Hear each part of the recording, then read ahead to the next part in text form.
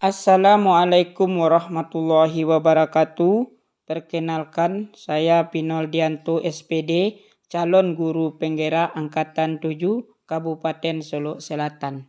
Saya akan menyampaikan tugas 1.1.A.8,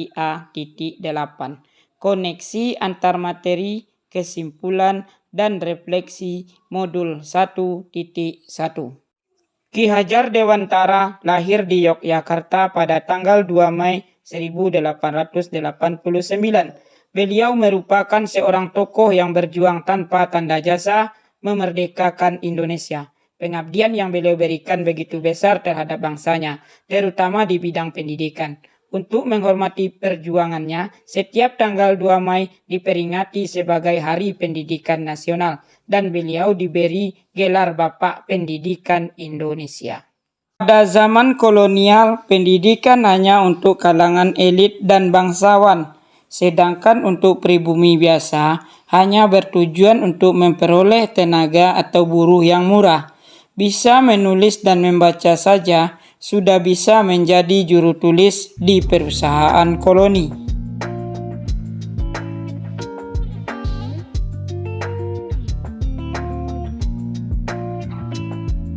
Menurut Ki Hajar Dewantara, pengajaran adalah bagian dari pendidikan.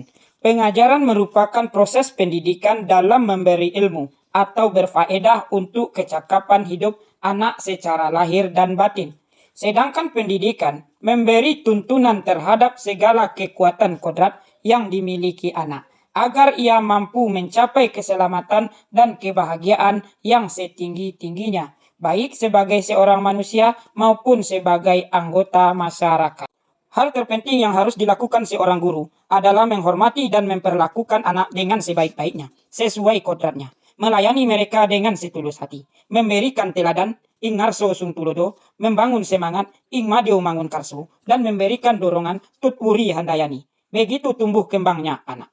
Menuntun mereka menjadi pribadi yang terampil, berakhlak mulia dan bijaksana, sehingga mereka akan mencapai kebahagiaan dan keselamatan. Ki Hajar Dewantara menjelaskan bahwa dasar pendidikan anak berhubungan dengan kodrat alam dan kodrat zaman.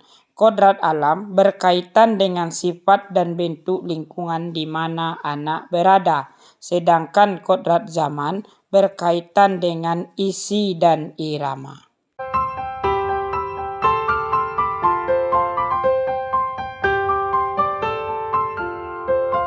Peran pendidikan diibaratkan seorang petani atau tukang kebun yang tugasnya adalah merawat sesuai kebutuhan tanaman-tanamannya itu agar tumbuh dan berbuah dengan baik. Tentu saja beda jenis tanaman, beda perlakuannya.